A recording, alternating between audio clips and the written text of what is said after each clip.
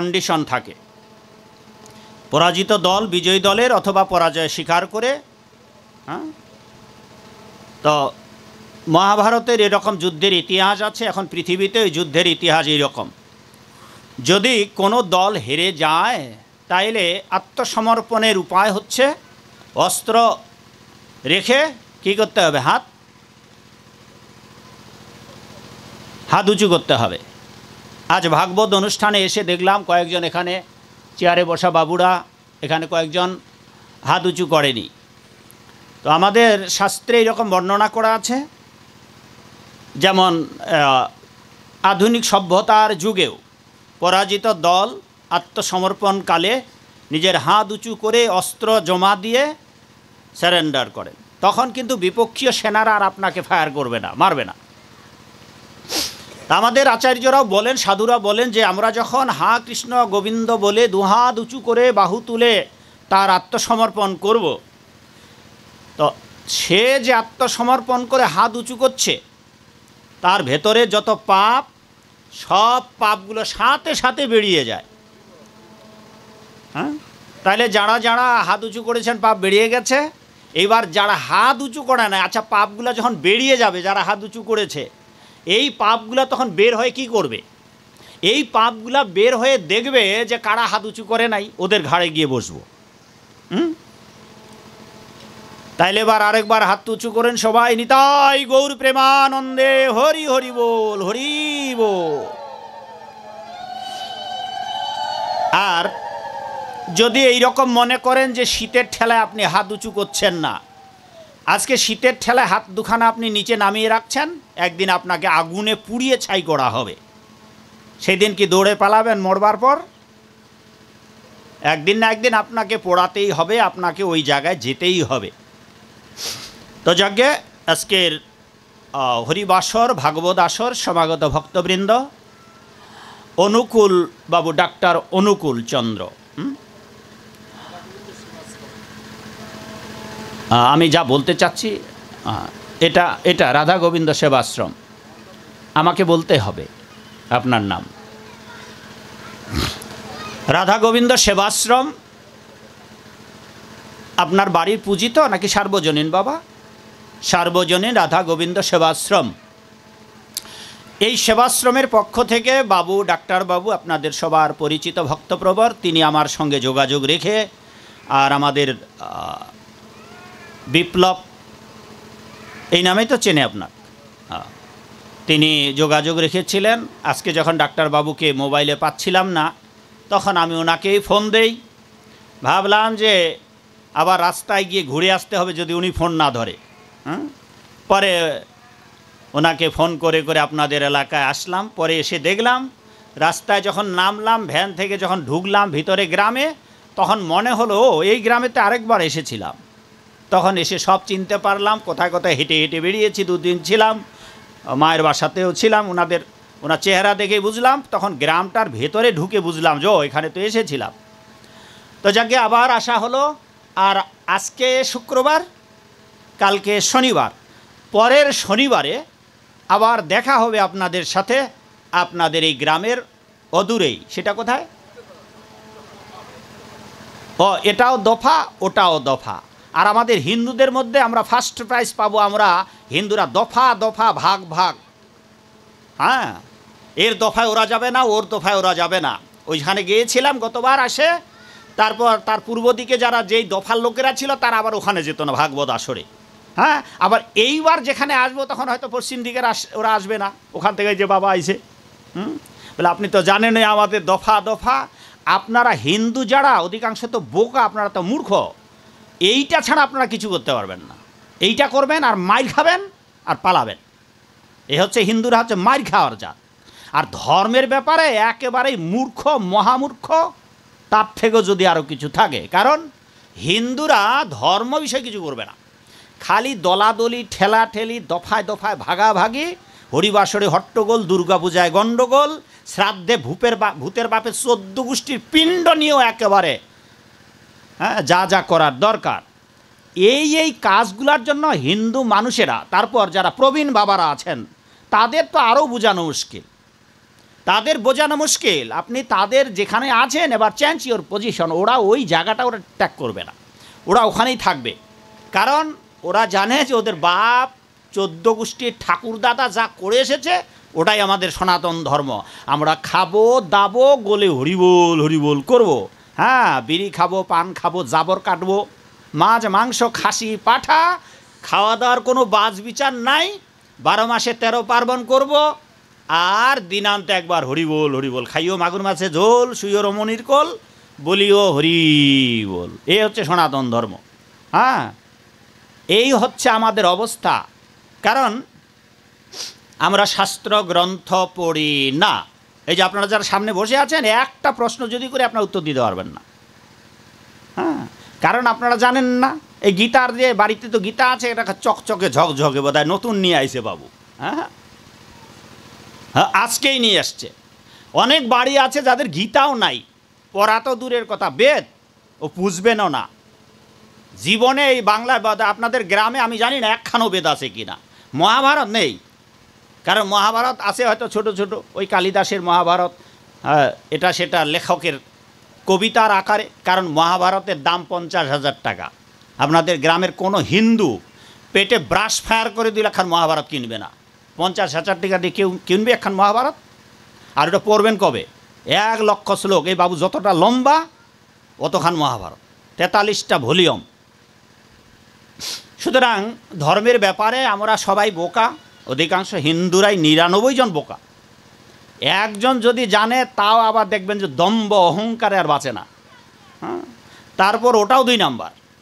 এইভাবে আমরা ভেজালের মধ্যে পড়ে গেছি। ফলে ভাগবত আসরে এসে ভগবানের কথা, ভক্তের কথা শুনতে হবে, এটাও মানুষ জানে না। নিশ্চয় আপনার এখানে ভক্তবৃন্দরা আপনাদের এলাকার মানুষকে নিমন্ত্রণ করেছেন। বাবু জানে আপনার এলাকা আজকে ভাগবত পাঠ হবে, সবাই জানে, তো আপনারা 3.5 জন লোক আসছেন কেন? আর আপনারা বৃদ্ধ বৃদ্ধ বাবারা, আপনাদের ছেলে মেয়ে নাই ঘরে, ওরা সবাই মোবাইল টিপছে। যাদের শুনলে, যাদের শোনালে হিন্দু জাতির মেরুদণ্ড সোজা হয়ে দাঁড়াবে, তাদের পাওয়া মুশকিল। আর আপনারা ঘাটের মোড়ায় 3 কাল গেছে, আজ মরি কাল মরি, পিঠা খাবার সাত করি, 2 দিন পর তো শ্মশানে যাবেন, একখান ঠ্যাং তো ঢুকাই দিছেন। আপনাদের দিয়ে কোনো আন্দোলন হবে? আমাদের দরকার আপনাদের ছেলে পেলেদের। তাহলে কি হবে? তারা জানতে পারবে বিষয়টা। আর আপনাদের যদি বলি, আপনারা পালন করতে পারবেন না। আজকের আলোচনায় আপনারা বুঝতে পারবেন যে আমি যা বলবো তার একটাও পালন করতে দেখবেন। আপনাদের বয়স তো চলে গেছে, হাফ সেঞ্চুরি করেছেন। কি বাবা, আপনারা এখানে আমার সামনে এখানে যারা বসে আছেন, বাবুর 50 হয় নাই বোধহয়, আপনার 50 হয়েছে? হয় নাই। হ্যাঁ, এই 2টা মানুষ বাদ দিয়ে বাকি সবার 50 হয়েছে। না, ওটাই বাবুরও হয় নাই। এরা বিয়া করছে কি না করছেন? বিয়াও করে নেই। সুতরাং ভালো করে দেখি নাই তো, একটা যুবক আছে এখানে। 50 হয়েছে না? হয় নাই, এখনও ছোটো বাচ্চা। হ্যাঁ, 50 হয়েছে। হ্যাঁ, আপনারা তো হয়েছে। হ্যাঁ, তার মানে আপনারা সবাই হাফ সেঞ্চুরি পার করেছেন। এইবার পরন্ত বেলা, যে কোনো সময় প্রদীপ নিভে যেতে পারে। এটা যতক্ষণ তেল আছে ততক্ষণ, আর যদি তেল না দেন নিভে যায়। আর আমাদের প্রদীপে এটা যে তেল ফুরাছে না কম আছে না বেশি আছে, কি আছে, আরও কি বাড়াই দেবেন? উপায় নেই, এটাতে বাড়িয়ে দেওয়া যাবে। এটা যতক্ষণ রাখেন, যদি তেল যোগান দিতে পারেন, সারা রাত জ্বলবে এই প্রদীপ। কিন্তু আমাদের জীবন প্রদীপ যে কোনো সময় নেভে যেতে পারে। জগতের মানুষ আমরা সবাই একটা জিনিস জানি, সবাই একটা জিনিস জানি মাগো, কিন্তু একটা জিনিস কেউ জানি না। সবাই যে জিনিসটা জানি সেটা হচ্ছে আমরা সবাই মরব, সবাই মরব। কিন্তু একটা জিনিস আমরা কেউ জানি না, আমরা কবে মরব। এই যে কবে মরব এইটা জানি না, তা সত্ত্বেও আমরা নির্বিঘ্নে নিশ্চিন্তায় আমরা নিজেদের জীবনযাপন করছি, খাচ্ছি দাচ্ছি ঘুমাচ্ছি, হ্যাঁ, ব্যবসা বাণিজ্য চাকুরি বাকুরি গাধা খাটুনি সব করছি। চলুন আমরা ভগবদ্গীতার একটি শ্লোকের মধ্য দিয়ে আজকের ভাগবতী অনুষ্ঠানের অগ্রযাত্রা শুরু করি। ভগবদ্গীতার 7ম অধ্যায়ের 19 নম্বর শ্লোকে ভগবান বলেছেন, আমি যে ভগবান এইটা জগতের মানুষেরা জানতে পারবে না, এত সহজে জানতে পারবে না। 1 জন্মে জানতে পারবে না, 2 জন্মেও জানতে পারবে না, 3 জন্মেও জানতে পারবে না। বহু বহু জন্মের ভাগ্য ছাড়া আমি যে ভগবান এটা জানতে পারবে না। ফলে দুঃখ করে বলি যে আমাদের এই বাংলার মানুষ, বাংলার অর্ধেকের বেশি মানুষ জানে না তাদের আরাধ্য ভগবান কে। কে ভগবান আমাদের অনেক হিন্দুরাই জানে না। যশোহরে গেলাম, হাজার হাজার মানুষ জিজ্ঞাসা করছি কে ভগবান, কেউ উত্তর দিচ্ছে না। বেঞ্চে বসে থাকা এক লুঙ্গি পরা ভদ্রলোক উঠে দাঁড়িয়ে চিৎকার দিয়ে বলছে আমার বাপ ভগবান। কুমিল্লায় গেলাম, ওখানে হাজার হাজার মানুষ জিজ্ঞাসা করলাম কে ভগবান আপনাদের। পাশে থাকা এক বাবা বললেন আমার গুরুই ভগবান, গুরু ভগবান, আমার কাছে আমার গুরু ভগবান। দেখুন মানুষদের ভগবান বিষয়ে কি ভাবনা। আর এটা তো কি ফরিদপুর, বৃহত্তর ফরিদপুর, ফরিদপুরে তো ভগবানের কারখানা। এই আপনাদের ফরিদপুরে ভগবান আছে, মাদারীপুরে ভগবান আছে, শরীয়তপুরে ভগবান আছে। ভগবানের সিরিয়াল আমি বই লিখেছি, যেটার জন্য আমার ফাঁসি চাইছিল 2018 সালে। হ্যাঁ, আর সারা বাংলাদেশে আপনাদের ভগবানের কারখানা। আপনাদের দেশের পাগলও ভগবান, আপনারা পাগলকেও পূজা করেন, নাম বলে দিতে পারি, কিন্তু আপনারা মনে কষ্ট পাবেন তাই বলবো না। তা আমাদের হিন্দুদের যে ভগবান ওটাই ঠিক নাই। ভগবান যে কতগুলো, কেউ বলছে বাপ ভগবান, কেউ বলছে গুরু ভগবান। আপনি যদি শিব ঠাকুরের ভক্ত হন কি বলবেন? ওম নমঃ শিবায়, ওম নমঃ শিবায়, শিব ভগবান। আপনি যদি যা দেবী সর্বভূতেষু মাতৃরূপেণ সংস্থিতা, হ্যাঁ, সর্বমঙ্গল মঙ্গলে শিবে সবার্থ সাধিকে, আপনি যদি মা দুর্গার ভক্ত হন আপনি বলবেন মা দুর্গায় আমার সব কিছু। আর আপনি যদি পিতামাতার ভক্ত হন, পিতা স্বর্গ পিতা ধর্ম পিতাই পরমং তপ, পিতামাতায় আমার ভগবান ভগবতী। এবার কতগুলা ভগবান ভগবতী হলো, কার পূজা করবেন?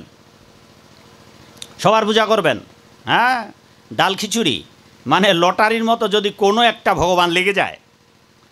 এই যে এক মানে কি অবস্থা আমাদের ধর্মের রাজ্যে, এটার কারণটাই হচ্ছে যে আমরা ধর্মীয় গ্রন্থ পড়ি না, অথবা আমাদের কোনো এমন প্রাতিষ্ঠানিক ব্যবস্থাও নেই যেখানে গিয়ে 3টি প্রশ্নের উত্তর আপনারা জানতে পারবেন। জন্মের আগে কোথায় ছিলেন, কেনই পৃথিবীতে এলেন, আজ আপনারা এখানে এসেছেন, কালকে আপনাদের এখানে অষ্টকালীন কীর্তন হবে, আজকে রাতে আপনারা চলে যাবেন, আবার কালকে আসবেন, আবার কালকে চলে যাবেন। কয়দিন কীর্তন হবে? দিন রাত শুধু বাবু, তারপরে শেষ, আর চলে যাবেন। আজ রাতে এসেছেন, রাতেই চলে যাবেন মাগো। আজ রাতে অনুষ্ঠান শেষ হলে আবার বাড়িতে যাবেন, যেই রাস্তা দিয়ে এখানে এসেছেন ওই রাস্তা দিয়ে আবার বাড়ি যাবেন। এবার এমন একদিন আসবে যেদিন ওই বাড়িটাও চিরদিনের জন্য একদিন চলে যেতে হবে ছেড়ে। ওটা 3 নম্বর প্রশ্ন। সেই দিন আপনারা যাবেন কোথায়? কিরে মা, মায়েরা তো বিবাহের পর শ্বশুর বাড়িতে আইছেন, একদিন চিরকালের জন্য ওই বাড়ি থেকে, যেই বাড়ি থেকে আসলেন শ্বশুর বাড়িতে, যেই দরজা দিয়ে নববধূ বেশে ঢুকলেন, ওই বাড়িটার দরজা ছেড়ে একদিন চিরদিনের চলে যেতে হবে। আপনি একা যাবেন না, একাই যাবেন। যাওয়ার বেলায় কিছুকাল পর আগে পরে আপনার স্বামীও যাবে, আপনার শ্বশুর যাবে, আপনার ভাসুর যাবে, গোষ্ঠী ভইরা যাবেন আপনারা, বাপ মা সবাই। কিন্তু যাবেন কোথায়? এখানে খাবেন 100 বছর 80 বছর, তার জন্য কত গাধা খাটুনি, দিনরাত আমরা পরিশ্রম করছি। ভগবানের কথা এসে শুনবার মানুষের সময় নেই। ঘন্টার পর ঘন্টা হোটেলে, চায়ের হোটেলে বসে কাটাবে, খবরের কাগজ পড়ে কাটাবে, মোবাইল। এই তো প্রভু সহ আসতেছিলাম ভ্যানে, কয়টা ছেলে বসেছিল ওখানে? 4টা ছেলে, 4টা ছেলের হাতেই মোবাইল, আর 4টা ছেলেই মোবাইল দর্শন করতেছে। সিরিয়াল দিয়ে একেবারে পাখির মতো, কারেন্টের তারে যেমন পাখিরা বসে বসে কেচের মেচের করে, ওটা রাস্তার ধারে ওই কেচের মেচের মাঝে 4টা যুবক ছেলে, 4টা যুবক মোবাইল টিপতেছে। এরা মোবাইল টিপে সময় নষ্ট করবে, কিন্তু ভাগবত আসরে আসবে না। তারা এই সমস্ত যারা বোকা এবং মূর্খ, তারা জীবনের মূল্যটাই বুঝলো না। কিন্তু পরিণাম কি হবে? পরিণাম মাধবহাম নিরাশা। পরিণামে পস্তাতে হবে, আগে কিছু করলাম না, এখন কি হবে গতি? এই বুড়ো বয়সে আর এই বুড়ি বয়সে কাঁদিয়া কাতর অতি, মাধবহাম পরিণাম নিরাশা। তো পরিণাম কি হবে? যে পরিণাম শেষকালে গিয়েও আপনারা ভগবানকে এইটা জানতে পারছেন না। এক একজনকে ভগবান পুজো করছে। যেই মন্দিরে রাধা গোবিন্দ পূজা করার দরকার সেই গোবিন্দের দাড়িওয়ালা, গোপওয়ালা, মচওয়ালা, ভুড়িওয়ালা মানুষকে পূজা করছেন ভগবান বানিয়ে। আর বাড়িতে বাড়িতে যে আসনগুলো দেওয়া হয়েছে ওই এক আসনের মধ্যে সবাই আছে। ওখানেই রাধা গোবিন্দ, ওখানেই কার্তিক, ওখানেই গণেশ, ওখানেই দুর্গা, ওখানেই লোকনাথ, ওখানেই ভোলানাথ, ওখানেই গণেশ পাগল, হ্যাঁ, ওখানেই শিব ঠাকুর, একই আসনে। ওখানে চৌকিদার, ওখানে মিনিস্টার, সবাইকে এক জায়গায় রেখেছেন। আর বাড়িতে বাড়িতে আপনারা আপনাদের আসনগুলো দেখবেন মাগো, সব আসনের সামনে গিয়ে দাঁড়াবেন। এটা আমাদের দেশে নেই, আমাদের এলাকায় নেই, আপনাদের এলাকায় এটা খুব প্রভাব। যদি আপনাদের এলাকায় ভগবান বেশি, গুরুও বেশি, এরা যে কিচ্ছু জানে না তার বড্ড প্রমাণ আপনার বাড়িতে গিয়ে আসনগুলো দেখবেন। সবার আসনগুলো হাঁটুর নিচে ভগবানকে, গোপালকে বসিয়ে রেখেছেন। আপনি দাঁড়াবেন, বাড়িতে গিয়ে আজকে দাঁড়াবেন, দেখবেন যে আপনার আসনটা যেখানে, ওখানে দাঁড়াবেন, দাঁড়িয়ে দেখবেন যে আপনার ঠাকুর যে আসনটা আছে হাঁটুর নিচে। নিচেরা শুইতেছেন খাট পালঙ্কে, আর ভগবানকে রেখেছেন এমন একটা পুরাতন জায়গায় যেখানে বিছানাপত্র পর্যন্ত নেই, ভালো নেই, তেলা পোকা খেয়ে দিয়ে পায়খানা করে রেখে দিয়েছে, ময়লা কাপড় চোপড় আবর্জনা, আর আসনের মাথার উপরে দুনিয়ার বোঝা। এরকম কত জায়গায়, হাজার হাজার জায়গায় দেখেছি। অথচ ওই বাড়িতে গুরু আছে। এবং আপনারা যারা সামনে বসে আছেন, ছোট ছোট বাচ্চা ছেলেমেয়েরা বাদ দিয়ে আপনাদের সবার দীক্ষা হয়েছে। বাবু দীক্ষা হয়েছে, বাবা দীক্ষা হয়েছে, দীক্ষা হয়েছে, সবার দীক্ষা হয়েছে। কি লাভটা হলো কি? গুরু গ্রহণের উদ্দেশ্য হচ্ছে ভগবানকে লাভ করা, ভগবানের ভক্ত হওয়া। গুরু প্রণামের বাংলা অর্থটাই হচ্ছে অজ্ঞান অন্ধকার নাশ করে ভগবানকে জানা। আর আপনারা ভগবানকে জানেননি, আর আপনার গুরুদেবও আপনাদের ভগবানকে জানিয়ে দিতে পারেননি। এটা আপনাদের দুর্ভাগ্য। আর আপনারা যেহেতু চাচ্ছেন যে এভাবেই আমরা গোলে হরি বল দেব, সেই জন্য ওই রকম দুর্ভাগা গুরুও জুটিয়েছে আপনাদের। কারণ ভগবান তো আপনাদের ভিতরে আছে। আপনি যে ভালো মানুষ হতে চাচ্ছেন না তার বড্ড প্রমাণ আপনাকে ওই রকম ভেজাল মার্কা গুরু পাঠিয়ে দিয়েছে, যেইটা শিব ঠাকুর আজ থেকে হাজার হাজার বছর আগেই বলে দিয়েছে পার্বতীকে, দেবী কলিকালে অনেক গুরু আসবে যারা গোবিন্দকে দেখিয়ে দিতে পারবে না। এরা শিষ্যদের বাড়িতে গিয়ে সম্পদ অপহরণ করবে, দক্ষিণা নেবে, কিন্তু সংসারের মায়াগ্রস্ত হয়ে, সংসার থেকে যে উদ্ধার হয়ে ভগবানের কাছে যাবে, এই রকম গুরুর কলিকালে বড়ই আকাল হবে। আমরা সবাই গুরু প্রণাম মন্ত্র জানি বাবা। আপনাদের প্রণাম মন্ত্র আপনারা সবাই জানেন তো? গুরু প্রণাম মন্ত্র অজ্ঞান তিমিরান্ধশ্চ জ্ঞানঞ্জন শলাকয়া। বাবু জানেন তো আপনারা কেউ? তারপরের লাইনটা কি মাগো? অজ্ঞান তিমিরান্ধস্য জ্ঞানঞ্জন শলাকয়া। পরের লাইনটা মা, ও পেছনে মাগুলো বলুন তো, কেউ বলতে পারছেন নাকি? পরের লাইনটা কি মাগো? এই মন্ত্র জানেন না? কে রে মা? আচ্ছা বলতে হবে না, কে কে জানেন হাত তুলুন তো। মায়েরা কে কে জানেন? অজ্ঞান তিমিরান্ধশ্চ, একটা মা, একটা মা। মামুনি বলো তো মা, বসেই বলো, বসেই বলো। আর কেউ জানেন না? দাঁড়াও দাঁড়াও দাঁড়াও মা, আর কেউ জানেন না? শুনুন, আর কেউ জানেন না? মামুনি একটু দাঁড়াও মা। মাগো আর কেউ জানেন না এই মন্ত্র? অজ্ঞান তিমিরান্ধস্য কোনো মা জানেন না? কেউ জানেন না আপনারা গ্রামে? গুরু আপনার আছে না সবারই? মাগো গুরু আছে আপনাদের কি মামুনি? এই নাদের গুরু আছে সবার? গুরু আছে, গুরু প্রণাম মন্ত্র জানে না? এখনও বলেন, সময় আছে। আপনারা কেউ জানেন গুরু প্রণাম মন্ত্রটা? কি মামুনি জানেন না? ওই ঘোমটা মা, এই যে কটা ঘোমটা মা আছো জানো না? মাথায় ঘোমটা দেওয়া, জানেন না আপনারা গুরু প্রণাম মন্ত্র? আপনাদের গুরু আছে তো নাকি? গুরু আছে না গুরু নাই? ও, মায়েরা সব কথা বলতে পারে না, বোবা হয়ে গেছে শীতের ঠান্ডায়। বলো এবার অজ্ঞান।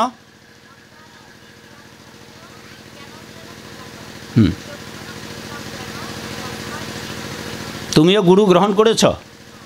গুরু গ্রহণ করবা না। যদি করছো তো ওই গুরুকে নিয়ে তুমিও নরকে যাবা। হ্যাঁ, এই যে দেখো একজনও বলতে পারছে না, তার প্রমাণ। এইবার এর বাংলা অর্থ হচ্ছে অজ্ঞান অন্ধকার আমার পাপ হৃদয় থেকে মোচন করে যিনি আমাকে ভগবানের রাজ্যে যাওয়ার রাস্তা দেখিয়ে দিলেন, সেই গুরুকে আমি আমার প্রণাম নিবেদন করি। ভেবে দেখুন বাবা, ভগবানকে জানবো, আমরা গীতায় আসবো, তার আগে এই ব্যাখ্যাগুলো দেই যাতে করে আপনাদের কিছুটা হলেও বোধপত্তি হয় যে কেন আপনারা আজও চিনতে পারছেন না ভগবানকে, কার আরাধনা করা উচিত। আর আপনাদের গুরু হয়েছে সবার, আর মন্ত্র বলতে পারছেন না। এমনকি এক বাড়িতে গিয়েছি, জিজ্ঞাসা করছি বাবা আপনার গুরুদেবের নাম কি? গুরুর নাম পর্যন্ত বলতে পারছে না। হ্যাঁ, অথচ এরাই, এই মূর্খগুলোই বলবে গুরু থুইয়া গোবিন্দ ভজে, সেই পাপী নরকে মজে। এমন গুরুর যার নামটাও বলতে পারছে না। এই হচ্ছে অবস্থা। তা পরিণামটা কি হলো বাবা? গুরু আপনারা সবাই গ্রহণ করেছেন, কেন আপনারা যথার্থভাবে ভগবানের ভক্ত হতে পারছেন না, গোবিন্দকে জানতে পারছেন না? তার কারণটা কি? তার কারণটা হচ্ছে, যিনি গুরু তার দায়িত্ব ছিল আপনাকে এইগুলো বিষয়গুলো আগে বলে দেওয়া, আগে তৈরি করা। কোনো কৃষক জমিতে যেমন ফসল ফেলানোর আগে চাষাবাদ করে, তেমনি করে গুরুর দায়িত্ব হচ্ছে গোবিন্দকে কিভাবে ভজন করতে হবে, গোবিন্দের ভজন করার জন্য আপনাকে কি কি নিয়ম পালন করতে হবে, গোবিন্দের কাছে যাওয়ার জন্য কি কি বিধিনিষেধ পালন করতে হবে, এইগুলা জেনে প্রশিক্ষণ দেওয়া। তা আপনাদের সেই প্রশিক্ষণ দেয়নি। অবস্থাটা এইরকম। আপনাদের এলাকা আসবার সময় দেখলাম চারিদিকে রাস্তা দুই ধারে শুধু পেঁয়াজ আর পেঁয়াজ আর পেঁয়াজ। হ্যাঁ, আপনাদের এলাকা আছে পেঁয়াজ এলাকায়? একবার ওই যে ভাঙ্গা থেকে যখন ভেতরে আসি নগরকান্দা, দেখি যে দুই রাস্তার ধারে পেঁয়াজ। আচ্ছা, কোনো কৃষক পেঁয়াজ বুনবে? আপনারা তো যারা খান, তা কি চাষাবাদ না করে শক্ত মাটিতে বুনবে পেঁয়াজ?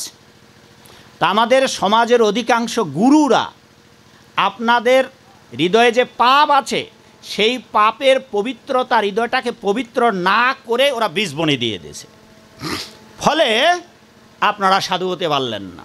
কারণ ওই বীজ অনাবাদী জমিতে ফসল লাগালে যেমন হবে না, তেমনি করে আগে যা করতেন এখনও তাই করছেন বাবা।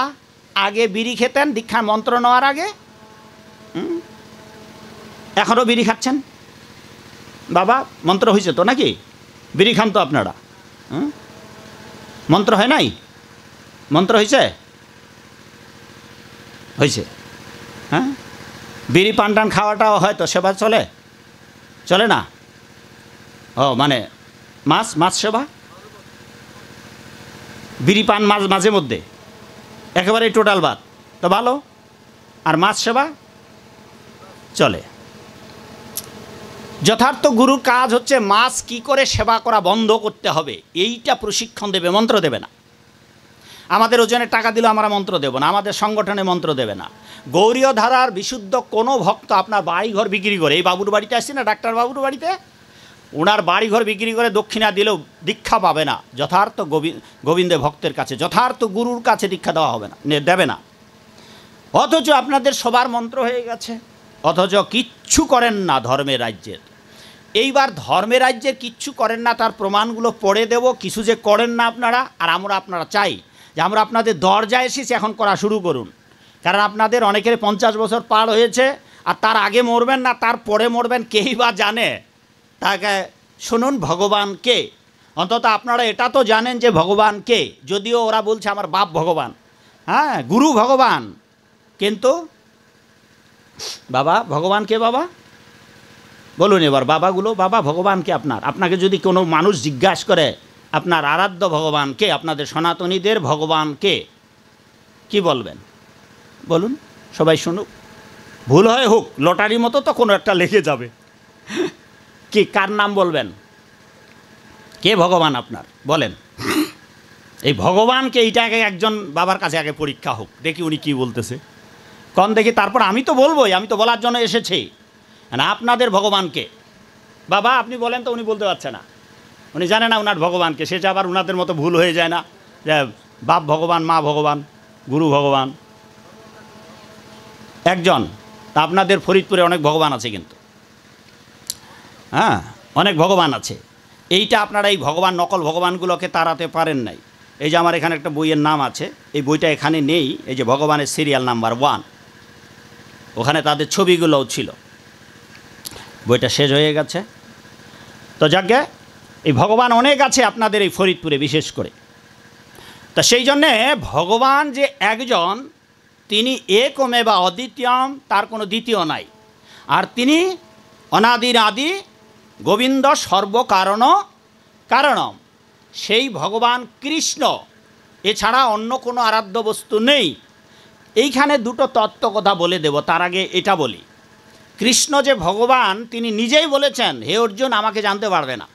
কোথায়? ভগবদ্গীতা বাড়িতে আছে, গিয়ে দেখবেন 7ম অধ্যায়ের 19 নম্বর শ্লোক। এই যে গীতা আছে না, এই গীতার 18টা অধ্যায়, 7ম অধ্যায়ের 19 নম্বর শ্লোক বাড়িতে গিয়ে দেখবেন, সেখানে লেখা আছে, বহুনাম জন্ম নামন্তে জ্ঞানবানমাম প্রপদ্যতে বাসুদেবম সর্বমিতি স মহাত্মা সুদুর্লভ। বহুনাম জন্ম নামন্তে, হে অর্জুন, আমি যে পরমেশ্বর ভগবান, আমি যে বসুদেব তনয় বাসুদেব, সর্বকারণের পরম কারণ, সর্বম ইতি, এইটা এক জন্মে বুঝতে পারবেন।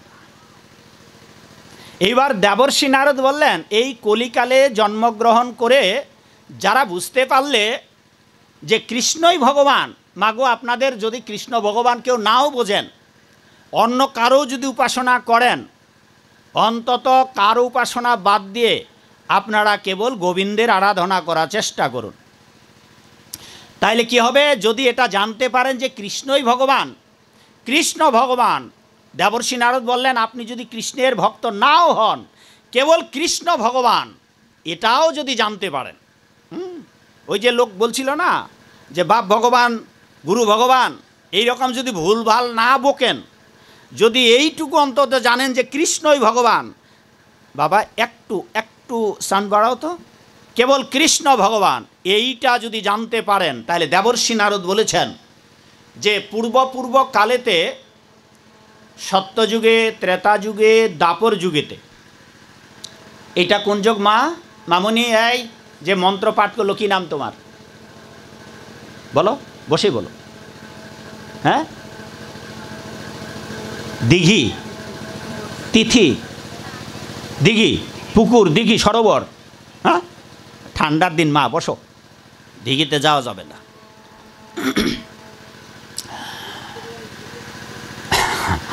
তা এই হচ্ছে অবস্থা। তো অনেক অনেক জন্ম, হ্যাঁ, এটা এই যেটার জন্য দাঁড় করা, এই যুগ কোন যুগ? এই যুগের নাম কি? কলিযুগ। এইবার আমরা, ও কিন্তু দিঘি কিন্তু কেবল এই কলিযুগে আজকের এই দিনে এখানে আছে না, ও সত্যযুগে ছিল, ত্রেতা যুগে ছিল, দ্বাপর যুগে ছিল, ও যেভাবে ছিল বিভিন্ন প্রজাতি পরিভ্রমণ করে আমরা সবাই ছিলাম। যে কথা গীতায় ভগবান বলেছেন অর্জুনকে, হে অর্জুন, তুমি এই মাঠে কুরুক্ষেত্রের রণাঙ্গনে যাদের দেখতেছ, বহুনে জন্ম তব চার্জুন, তোমার এবং আমার আর তাদের সবার বহুবার জন্ম হয়েছে, তোমারও জন্ম হয়েছে বহুবার, আমিও এসেছি বহুবার, কিন্তু আমি যেহেতু পরমেশ্বর ভগবান, আমার সব মনে আছে, আর তোমার মনে নেই, এরাও জানে না। এরা যে পূর্বেতে এসেছিল, এই পৃথিবীতে এই চন্দ্র সূর্য ডুবে যাচ্ছে উঠছে, এই জগতে তারাও এসেছিল, তারা ভুলে গেছে। তা তেমনি করে আমরা, মাগো, আমরা সবাই এসেছিলাম বাবা, সবাই বহু জনম জনম ভরেই পৃথিবীতে এসেছি। তো দেবর্ষি নারদ বললেন, এই কলিকালে জন্মগ্রহণ করছে যারা, তারা ভাগ্যবান।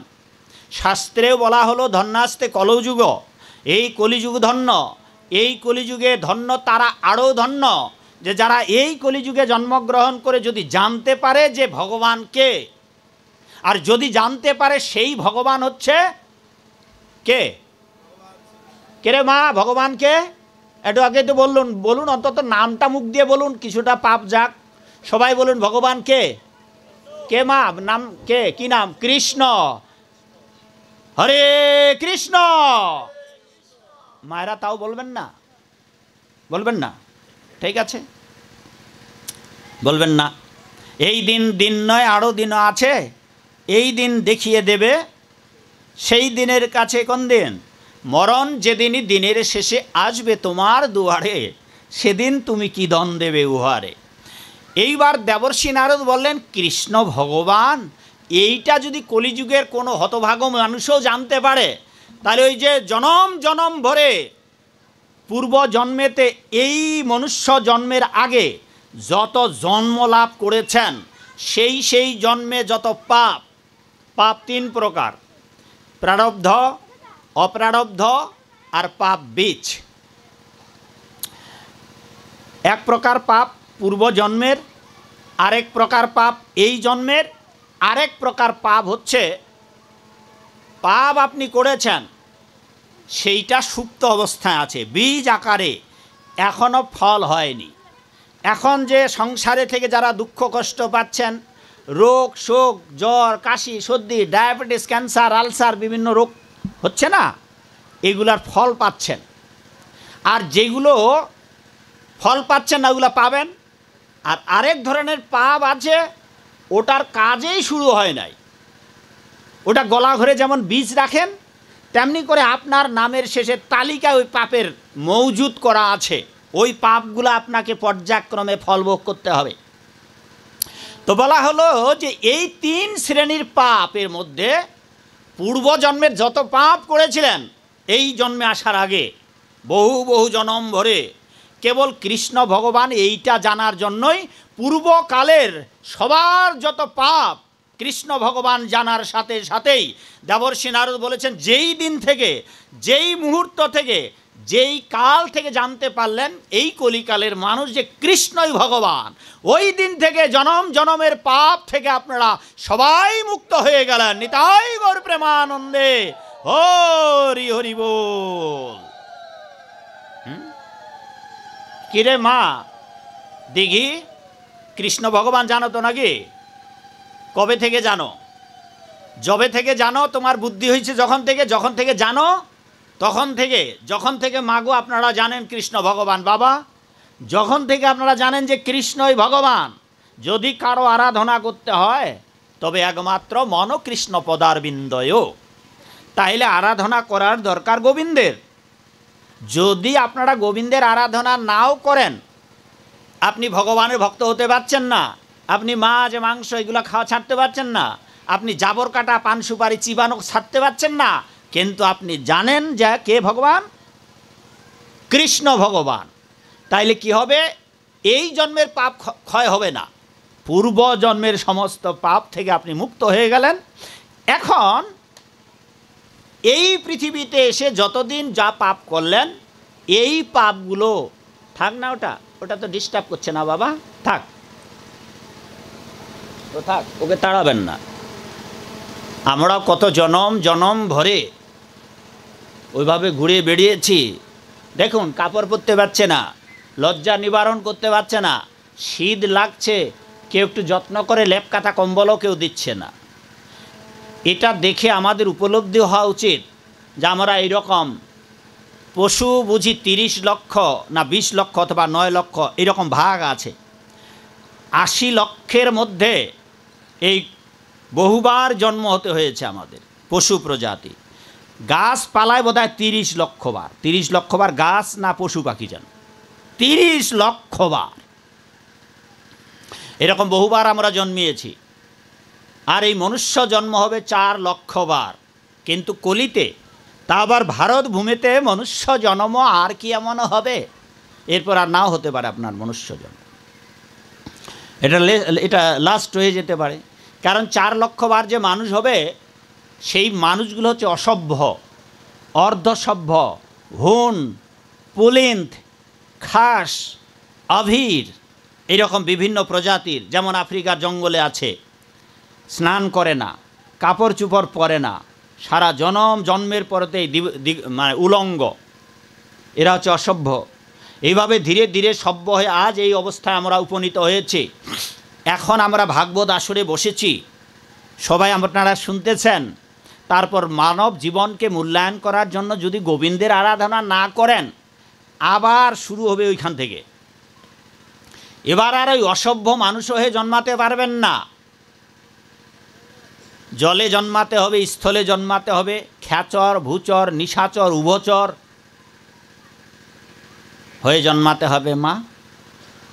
বহু জনম জনম পরিভ্রমণের পর আজ আমরা এই দুর্লভ মানব জন্ম পেলাম। আর এই দুর্লভ মানব জন্ম পেয়ে যদি না জানতে পারি যে কৃষ্ণই ভগবান, ধিক তার মানব জীবনে, ধিক তার কুলশীলে বংশ গৌরবে। পরন্তু কৃষ্ণ ভগবান এটা জেনে কেউ যদি মাত্র 5 দিন কৃষ্ণ ভক্ত হয়ে থাকতে পারে, মাত্র 5 দিন, জীবিতং কৃষ্ণ ভক্তশ্চ বরং 5 দিনানি চ ন তু সহস্রকল্পানি ভক্তিনস্য কেশব। কৃষ্ণ ভক্ত হইয়া যদি বাঁচে 5 দিন, বৃথায় সহস্রকল্প কৃষ্ণ ভক্তিহীন। কৃষ্ণ ভক্ত হয়ে, ভগবানের ভক্ত হয়ে যদি 2-4 দিন বেঁচেও থাকতে পারেন তবে ধন্য হলো।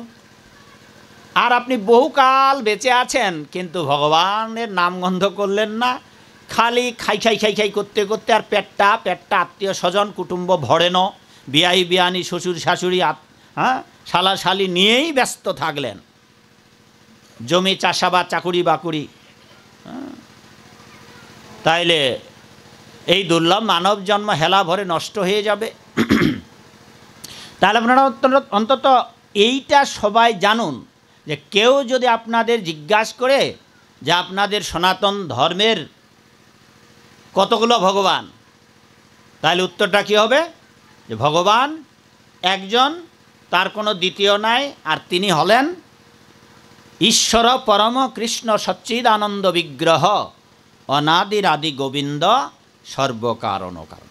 এটা স্বয়ং ব্রহ্মা বলে দিয়েছেন, এরকম নারদ বলেছে, ব্যাস বলেছেন, অন্যান্য প্রমুখ ঋষিবৃন্দও বলেছেন। মাগো মা আপনি আসন পেতে বসুন, পাগুলো ছেড়ে দিন, হাত ছেড়ে দিন। যাদের ঘুম আসছে তারা পদ্মাসনে বসুন, এই বাবার মতো, চশমা বাবার মতো বসুন, তাইলে আর ঘুম ধরবে না। আর ঠান্ডার দিনে তো এত জায়গা ফাঁকা জায়গা আছেন, ঘুম ধরার কথা নয়। তাই ল্যাব দিলে মাটা কত সুন্দর ঘুমাতে পারবে। হ্যাঁ, তো তাইলে বোঝা গেল, তাহলে যদি কেউ জিজ্ঞাসা করে যে ভগবানকে, তিনি হলেন কৃষ্ণ। এইবার কৃষ্ণ ভক্ত না হলেও আপনার পূর্বজন্মের পাপ যাবে, আর এবার এই জন্মেই যদি ভগবানের ভক্ত হয়ে যান তাহলে একবার কৃষ্ণ নামেই তো আপনার পাপের সমস্ত বোঝা চলে যাবে। জানেন তো নাকি, একবার কৃষ্ণ নামে যত পাপ ভরে, পাপীর সাধ্য নাই বা জীবের সাধ্য নাই তত পাপ করে।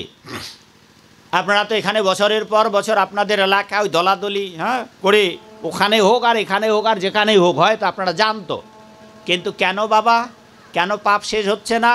কেন আপনারা ভগবানের ভক্ত হতে পারছে না? বুঝিবে রসিকজন, না বুঝিবে মূঢ়। কেন যে ভগবানের ভক্ত হতে পারছেন না তার কারণটা ছোট্ট কারণ, কিন্তু কারণটা ছোট্ট হলেও কাজটা বড় কঠিন। কারণটা ছোট্ট, কাজটা বড়। কেন আপনারা ভগবান কৃষ্ণের ভক্ত হতে পারছেন না? যে আপনারা আজকে যা শুনবেন কালকে থেকেই যদি পালন করেন আপনারা ভগবানের ভক্ত হয়ে গেলেন, কিন্তু আপনারা তো করবেন না। আজকে বলে যাব, আবার সামনের শনিবারে আসবো, ওখানে আবার যাবেন, আবার ওখানেও বলে যাব, কিন্তু বাড়িতে গিয়ে ততই বচ, যেমন তো তেমনই পরিণামটা হবে। এই শুনছেন বটে, করবেন না। যদি না করেন তাইলে আপনার 1000 বছর ধরে যতদিন বেঁচে আছেন ততদিন ভাগবত আসরে শুধু কামিং গোয়িং হবে, যাওয়া আসা সার হবে, যদি নিজের জীবনে শুনবেন যা যদি পালন না করে। তাইলে আমরা জানি যদি ভগবান কৃষ্ণ, তাহলে এখন পরের ধাপ হচ্ছে যে কৃষ্ণ যে ভগবান, আমরা তাকে কিভাবে আরাধনা করব। আমরা প্রথম প্রাইমারির কিছু আপনাদের হিতোপদেশের কথা বলি, যে যেগুলো ধর্মের জায়গায় স্থান পায় না কিন্তু সেইগুলো আমরা পালন করি না, তখন ধর্ম পালন তো আরও দূরে। ভগবানের ভক্ত হওয়ার জন্য যে কি কি করার দরকার সেগুলো পরে বলি, তার আগে বলি ভগবানের ভক্ত হওয়ার জন্য যে পূর্ব প্রস্তুতি। জমিতে ফসল লাগার পূর্ব প্রস্তুতি যেমন চাষাবাদ, তেমনি করে সাধু হওয়া অনেক পরের কথা। সাধু হওয়ার আগে, হাই স্কুলে যাওয়ার আগে আপনাদের প্রাইমারি পাস করতে হয়েছে। চলুন আমরা গীতার আলোকে না পুরাণের আলোকে আমরা প্রাইমারিটা আগে পাস করি। আপনারা যে প্রাইমারি অনেকে পাস করেন নাই তার এখন ব্যাখ্যা দিলেই বুঝতে পারবেন। তারপর ধীরে ধীরে আমরা প্রাইমারি পাস করে হাই স্কুল, হাই স্কুলের পর কি কলেজ, কলেজের পর বিশ্ববিদ্যালয়। আমরা যে এই আসরে বসে আছি, এই ভাগবত আসর, গীতার বাসর, এটি হচ্ছে পিএইচডির জায়গার কথাবার্তা। আর সমাজের অধিকাংশ লোক প্রাইমারি পাস করে নাই, ধর্মের রাজ্যে বাবা মাগো। তো আপনারা কোনো বাচ্চাকে যদি মেডিকেল কলেজে নিয়ে পড়াশোনা করা হয়, বুঝবে, কোনো প্রাইমারির বাচ্চাকে যদি কলেজে নিয়ে পড়াশোনা করা হয় কিচ্ছু বুঝবে না। তেমনি করে আমাদের হিন্দুরা অধিকাংশ, একেবারে বহু বচন করেই বলতেছি, প্রায় সবাই ধর্মে রাজ্যের প্রাইমারি পাস করেননি বাবা, মাগো কালকে থেকে আপনারা প্রাইমারিটা আগে পাস করুন। হ্যাঁ, কী কী প্রাইমারির? এক, শুনুন মনোযোগ সহকারে, কি প্রাইমারির, নাইলে ধর্মের রাজ্যে আপনারা প্রবেশাধিকারই নেই। এখানে যদি কালকে একটা সাইনবোর্ড দেওয়া হয় আর চতুর্দিকে বাউন্ডারি দেওয়া হয় আর ওই গেটের সামনে যদি লিখে দেওয়া হয়, যেটা শ্রীবাস অঙ্গনে ছিল, সেখানে লেখা ছিল না কিন্তু সবাই জানতো, শ্রীবাসের বাড়িতে যখন কীর্তন চলতো কেউ ঢুকতে পারত না, তাইলে এত লোক, হাজার হাজার লোক কোথায় থাকতো? হাজার হাজার লোক কীর্তনের বাইরে থেকে তারা শুনতো। শ্রীবাসের অঙ্গনের সদর গেট লাগার থাকতো, ভেতরে কারো প্রবেশাধিকার ছিল না, কারণ ভেতরে কোনো অনাচারী লোক যেতে পারবে না। আর আমরা যে কীর্তন করাই, আমাদের কীর্তনের আসরে চা খাওয়া লোক আসবে, মাংস খাওয়া লোক আসবে, হ্যাঁ, পারলে বোতল খাওয়া মানুষ আসবে, জাবর কাটা মানুষ আসবে, এবং আগামী দিনে যে কীর্তন গাইবে তাদের মধ্যেও কিছু কিছু এরকম লোক আছে কীর্তনিয়াদের মধ্যেও যারা এগুলো করবে। এইটা শ্রীবাস অঙ্গনে ছিল না। মহাপ্রভুর যারা শুদ্ধ ভক্ত তারাই মৃদঙ্গ করতাল বাজিয়ে, এটা নিত্যানন্দ। এখন সেই নিত্যানন্দকে অপবিত্র করে গাঁজাখোরেরা, সিগারেট খাওয়ারা মৃদঙ্গ বাজাচ্ছে। এইটা অধিকার ছিল না মহাপ্রভুর কালে। তো যাকে যে কথা বলতেছিলাম, কালকে যদি এখানে একটা সাইনবোর্ড দেওয়া হয় বড় করে যে যারা ধূমপায়ী এখানে প্রবেশ করিবেন না, কয়টা ঢুকতে পারবে বাবার? ঢুকতে পারবেন আপনারা যারা যারা খান, এখানে যদি দেখা থাকে। তো তেমনি করে এই গীতার 18 অধ্যায়ের 67 নম্বর শ্লোকে একটা বড় সাইনবোর্ড দেওয়া আছে, কারা কারা এই গীতার কথা শুনবার জন্য উপযুক্ত পাত্র, যোগ্য পাত্র, কারা এইগুলো অধিকারী। উপযুক্ত অধিকারী না হলে, উপযুক্ত না হলে তো যেমন কলেজে যেতে পারবেন না, কলেজ পাস না করলে বিশ্ববিদ্যালয়ে পাস করতে পারবেন না, যেতে পারবেন না, আর বিশ্ববিদ্যালয়ে পড়াশোনা শেষ না করলে আপনি পিএইচডি করতে পারবেন না, ডিগ্রি নিতে পারবেন না। তেমনি করে এবার প্রাইমারি দেখুন, 1 নম্বর, প্রস্রাব করে জল নিতে হবে। পরিষ্কার শাস্ত্রে বলা আছে, যেই মানুষ প্রস্রাব করে জল খরচ করবে না, কেবল প্রস্রাব, সারা জীবন তার মাথা ঘাড়ে কলি বসবাস করবে। কেবল প্রস্রাব করে জল, এটা একেবারে প্রাইমারির। এখন এইগুলা পর্যন্ত বলে দিতে হচ্ছে, আমাদের বেলা আমাদের বলে দিতে হয়নি, কারণ মা আমাদের ছোটোবেলাতে শিখিয়েছে। আমরা যখন কেবল হাঁটতে শিখেছি, প্রাইমারিতে যেতে শিখেছি, তখনই আমাদের ভাগ্য ছিল, মা আমাদের শিখিয়ে দিয়েছে। আর এখন জানেই না তারা, এখন ওটা পর্যন্ত বলতেছে। এটা 1 নম্বর। মনে রাখবেন, ছেলে মেয়েদেরকে ছোটোবেলা থেকে প্রস্রাব করে জল নিতে শেখান। 2 নম্বরটা একটু শীতের দিনে কঠিন, সর্বকালেই কঠিন 2 নম্বরটা। 3 নম্বরটা আরও কঠিন। 2 নম্বরটা ততটা কঠিন না। 2 নম্বরটা, পায়খানা যতবার করবেন ততবার স্নান করা লাগবে, কেবল ঠান্ডার দিনে সমস্যা। এটা 2 নম্বর। এগুলা প্রাইমারির, এগুলা ধর্মকর্মের রাজ্যে দরকার হয় না, কিন্তু ভগবানের রাজ্যে ভগবানের ভক্ত হওয়ার জন্য এটা ধর্মের আনুষঙ্গিক অঙ্গ, পবিত্রতার অঙ্গ। সেই জন্যে প্রস্রাব করে অবশ্যই হাত পা ধুয়ে জল খরচ করতে হবে।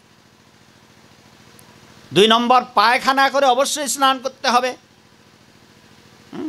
এই যে সাধু বাবার যারা আছে, যারা সাধু আমাদের সোসাইটিতে, সারা বিশ্বে যত সাধু আছে, ওটা একটাও থাকবে না পায়খানা করে স্নান না করে। এবং যত রাতেই পায়খানা চাপুক তাকে স্নান করতে হবে। বিশ্বের যারা ওরা জাতিতে অহিন্দু, সাদা চামড়া, সাদা চর্ম, কালো চর্ম, যারা আপনাদের মতো জন্মের পর থেকেই তুলসী আর কৃষ্ণ নাম শুনে নাই, নামেই জানে না তুলসীর, কৃষ্ণ নাম জানে না, তারা আজ কৃষ্ণ নাম করছে, তারাই পবিত্রতা রক্ষা করছে, তারা আজ ভগবানের ভক্ত। পৃথিবীর কোনো দেশ বাকি নাই। আপনাদের ঘরে ঘরে তো সবার মোবাইল আছে, সার্চ দেন, পৃথিবীর কোন দেশের কৃষ্ণ ভক্ত দেখতে চান, দেখবেন মৃদঙ্গ করতাল বাজিয়ে তারা তাদের দেশে ডঙ্কা নিশান মৃদঙ্গ করতাল বাজিয়ে হাগৌর হা কৃষ্ণ বলে হরিনাম কীর্তন করছে। আর যে দেশে আমরা রঙ্গ ভরা বঙ্গদেশ, যে দেশে গীতার আবির্ভাব হলো, যেই দেশে মহাপ্রভু আবির্ভাব হলেন, সেই দেশের মানুষেরা মহাপ্রভুর আদর্শ, গীতার আদর্শ ভুলে যেতে বসেছি, পবিত্রতা বলতেই নাই। তাহলে 1 নম্বর প্রসাব করে জল, 2 নম্বর পায়খানা করে স্নান, 3 নম্বরটা আর একটু কঠিন, এই 2 নম্বরটার মতোই। 3 নম্বরটা বড্ড কঠিন মাগো বাবা, এই প্রথম, এটা প্রাইমারি, এইটা 3টাই প্রাইমারির পড়াশোনা, এই 3টা আগে পাস করুন তো। 3 নম্বরটা হচ্ছে সূর্য উদয়ের আগে স্নান, এটা 3 নম্বর। গীতা, ভাগবত আর ওই কীর্তনের আসরে গিয়ে গড়াগড়ি দেওয়া পরের বিষয়, ওতে লাভ হবে না। আগে এই 3টা কাজ করুন তো, মনে থাকবে তো? 1 নম্বর প্রসাব করে জল, 2 নম্বর পায়খানা করে স্নান, 3 নম্বর সূর্য উদয়ের আগেই দাঁত মাজন আর স্নান। যদি এই 3 নম্বরটা করতে পারেন, দেখুন মহা উপকার সাধিত হবে, আপনাদের মানব জীবনের পরম কল্যাণ হবে, বড্ড কল্যাণ হবে। আপনার সাধু হতে হবে না বাবা, কি খাবেন খান, কিচ্ছু করার লাগবে না। শুধু ভোরবেলা সূর্য উদয়ের আগে শুরু করুন তো, কালকে থেকে বা এই মাস থেকে, আর সারা জীবনের জন্য সূর্য উদয়ের পরে ঘুম থেকে উঠবেন না, আগে উঠবেন। একটা অভ্যাস করুন তো, সাধু হতে হবে না, খালি ওটা করুন। এইবার যদি আপনারা সূর্য উদয়ের আগে উঠেন মা বাবা, তাহলে কি কি লাভ হবে আপনি বলে দেই, আমরা তো সবাই লাভ চাই। এবার লাভ হবে, দেখুন কি লাভ হবে। সূর্য উদয়ের আগে যদি আপনারা উঠে স্নান আদি করেন, তাহলে ওই সময়টাকে বলে ব্রহ্ম মুহূর্ত। আমাদের সমস্ত বৈদিক শাস্ত্রে প্রায় ব্রহ্ম মুহূর্তের বিশেষ গুরুত্ব রয়েছে। সূর্য উদয়ের 1 ঘন্টা 36 মিনিট আগে, ধরুন আগামীকাল 5টায় সূর্য উদয় হবে, ওখান থেকে 1 ঘন্টা 36 মিনিট বাদ দিলে 3টা 24, 3টা 24 মিনিট থেকে 5টা পর্যন্ত, এই সময়ের মধ্যে আপনাকে উঠে এই 2টা কাজ করতে হবে। সূর্য উদয় মনে রাখবেন, আগামীকাল সূর্যোদয় 5টা, সুতরাং 3টা 24-এর পর আপনাকে 5টার মধ্যে, এখন আপনি 4টায় উঠেন, 4:30টায় উঠেন, 4:45টায় উঠেন, এই 2টা কাজ আপনাকে 5টার আগে করতে হবে। যদি আপনি এই আগে করতে পারেন, তাহলে দেখুন কি কি আপনার আধ্যাত্মিক উপকার হবে, পারমার্থিক, জাগতিক, ব্যবহারিক, সামাজিক কি কি উপকার হবে। দেখুন শাস্ত্রের কথা এগুলো সব। যদি আপনারা ভোরবেলায় উঠেন, আপনাকে পাসপোর্ট ভিসা করে ভারতে গঙ্গা স্নানে যেতে হবে না। পাপ, নিজের দেহের পাপ ফেলে দেওয়ার জন্য, পাপ থেকে মোচন করার জন্য গঙ্গায় গিয়ে ঝাঁপ দিতে হবে না। ভারতবর্ষে গঙ্গায় মানুষ স্নান করতে যায়। এই যে এখন কুম্ভ মেলা চলতেছে, কি চলতেছে না? এখন সবাই তো মিডিয়াতে দেখতেছেন, মহাকুম্ভ মেলা চলতেছে। কেন বাবা, এই শীতের দিনে ওখানে কেন ডুবতে যাচ্ছে?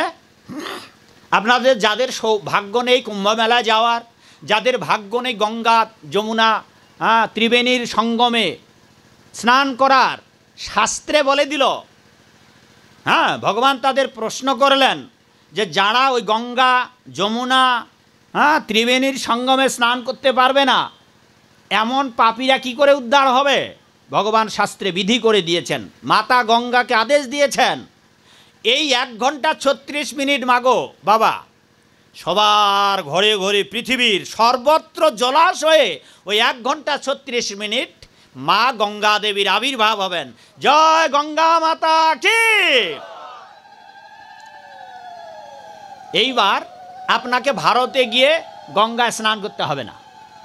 যদি আপনি সূর্য উদয়ের 1 ঘন্টা 36 মিনিটের মধ্যে স্নান করতে পারেন, তাহলে আপনার ওই বাড়ির টিউবওয়েলে স্নান করেন, বাড়ির বিল্ডিংয়ের ছাদের কি ফোয়ারা থেকে, ট্যাঙ্কি থেকে স্নান করেন, আর পুকুর ডোবায় স্নান করেন, সর্বত্রই 1 ঘন্টা 36 মিনিট মাতা গঙ্গা ব্রহ্ম মুহূর্তে জগতের সবার ঘরে ঘরে এসে আবির্ভূত হবেন।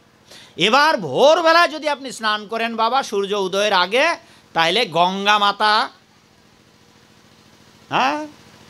স্রোতস্বিনী ধারায় আপনার স্নান হয়ে গেল, আর গঙ্গা মাতা তার অজস্র ধারায় আপনার শরীরকে পুত পবিত্র করে দিলেন। আপনি কেবল ভোরবেলায় স্নান করলেই আপনার গঙ্গা স্নান হয়ে গেল। আপনি যদি পারেন এই শব্দটা উচ্চারণ করতে, যদি স্নানের মন্ত্র জানেন তাহলে তো কোথায় নেই। হ্যাঁ, গঙ্গে চ যমুনে চৈব গোদাবরী সরস্বতী, হ্যাঁ, মন্ত্র যদি জানেন তাহলে তো কোথায় নেই। আর যদি মন্ত্র না জানেন তাহলে গঙ্গা গঙ্গা মাতা, মাতা গঙ্গা, মাতা গঙ্গা বলেন। আর যদি তার থেকে আরও ভালো হয়, গঙ্গা মাতা তো বলবেনই, যদি আপনারা পঞ্চতত্ত্ব আর মহামন্ত্র বলতে পারেন, জয় শ্রীকৃষ্ণ চৈতন্য প্রভু নিত্যানন্দ। হ্যাঁ মায়েরা বলুন। আরে মা বলো না, মা মুখ বন্ধ করে রাখছেন কেন? জানলে বলুন, নাকি জানেন না? শ্রীকৃষ্ণ চৈতন্য, পরের লাইনটা বলুন, সবাই বলুন। ও মায়েরা অভিমান করেছে। হ্যাঁ, যেই মুখ দিয়ে কথা বলছেন না মা গো, হ্যাঁ কে পান চাবাচ্ছেন নাকি, কথা বলতে পারছেন না? অনেকই রকম আছে। আমার কথাগুলো মাঝে মাঝে খুব খারাপ লাগবে মা গো, কিন্তু আমার এই কথাগুলোই দ্যাট ইজ ফাইনাল। আমাদের দেশের কোনো মায়েরা পান খায় না। 1,00,000 জন মায়ের মধ্যে হয়তো 2-1টা খুঁজে পাবেন। 1,00,000 মাকে যদি দাঁড় করা হয়, আপনাদের দেশের অধিকাংশ মায়েরা দেখেছি, তাও আর একটু দক্ষিণ দিকে গেলে আরও দেখি যে সব মায়েরাই প্রায় পান খায়।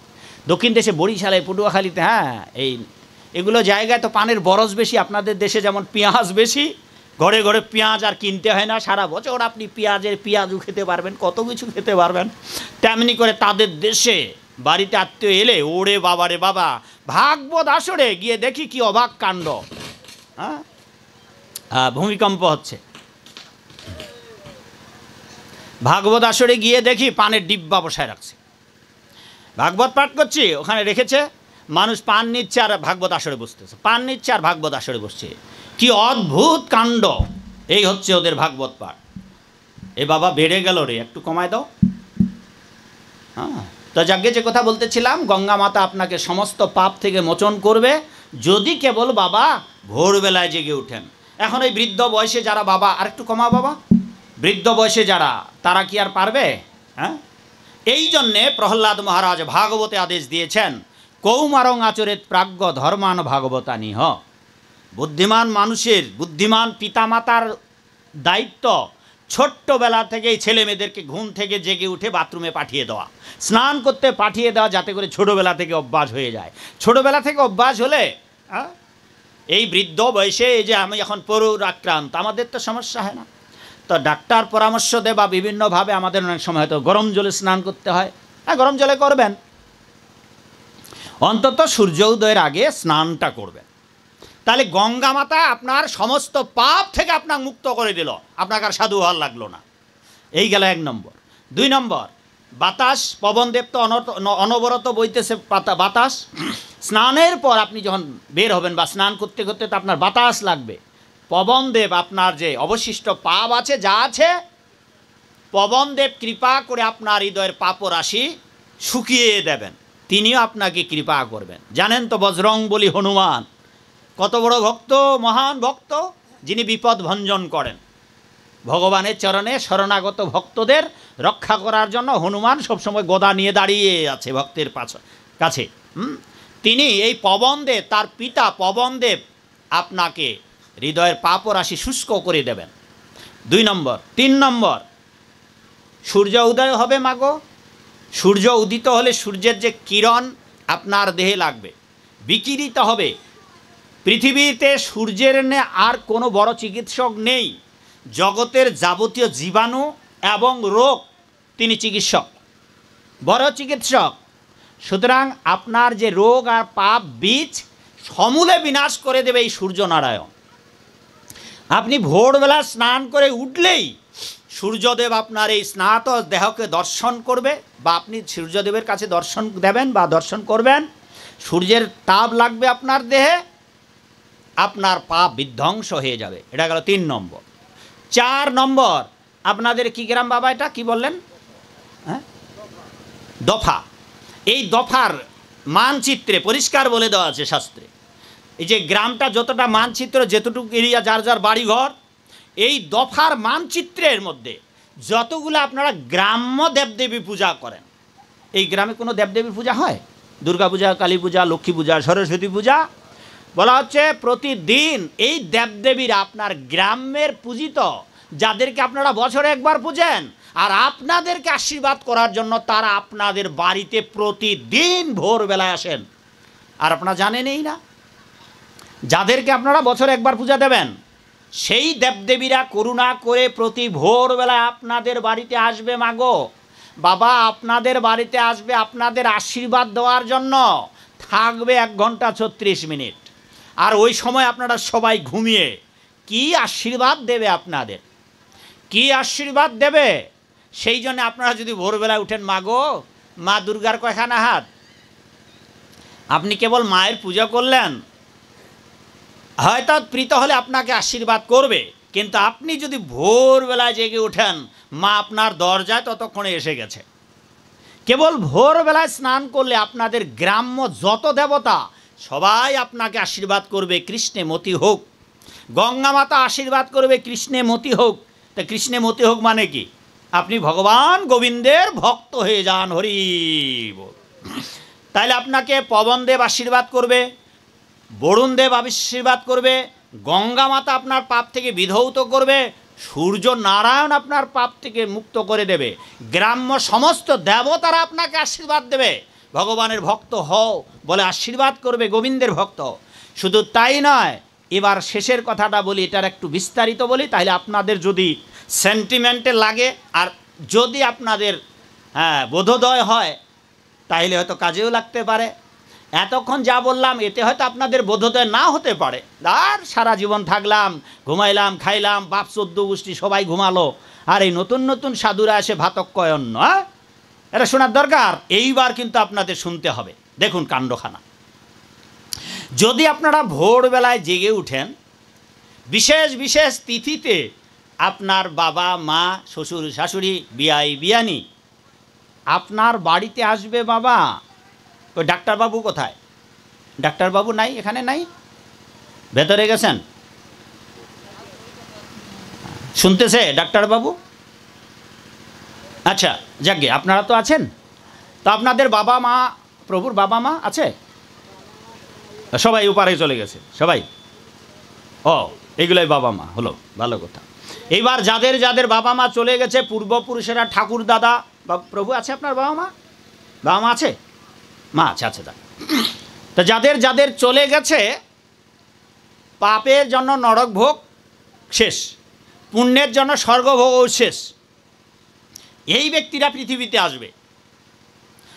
অথবা এমন হয়েছে পাপের সীমা পার করে ফেলেছে, ফলে নরকেও নেয় নাই যমদূতেরা। এইরকম অনেক লোক আছে যারা পিশাচ হয়ে জন্মায়, পিশাচ হয়ে আপনার বাড়ির আশেপাশে ঘুরে বেড়াচ্ছে। ভূত, ভূত বোঝেন তো, এর শাস্ত্রে আছে। পিশাচ, পাপের 3টা সীমা আছে, প্রথম সীমা, দ্বিতীয় সীমা, তৃতীয় সীমা। 3 সীমা অতিক্রম করলে তাদেরকে যমদূতেরা নরকে নেবে না বাবা, এরা আপনার গ্রামেই ঘুরে ঘুরে বেড়াবে। আপনার বংশের লোক পাপ এত করেছে, 3 সীমা পার করেছে, ফলে এরা পিশাচ হয়ে জন্মাবে এরা।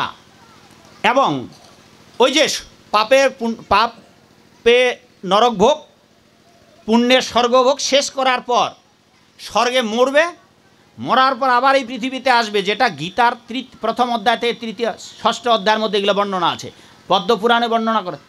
এই পিচ্ছি, এই মামুনি, এই চশমা মা, কথা বলো না, আর নাইলে এখানে এসে বসো। এইবার যারা যারা মারা গেছে বাবা, পাপ পুণ্য ভোগের পর এই পৃথিবীতে আসছে, কারণ এই পৃথিবীতে আসতে হবে, এটা গীতাতেও আছে, ক্ষীণে পুণ্যে মর্ত লোকং বিশন্তি, আবার এই পৃথিবীতে আসতে হবে। এবার পৃথিবীতে এসে, আচ্ছা আপনি যখন এই পৃথিবীতে আসবেন, তা আপনি আপনার বাড়ি চিনতে পারবেন না বাবা? এই পৃথিবীতে আসলে আপনি বাড়ি খুঁজে পাবেন না, খুঁজে পাবেন, আর খুঁজে খুঁজে ভোরবেলায়, মাগো ভোরবেলায় আসবেন। কখন?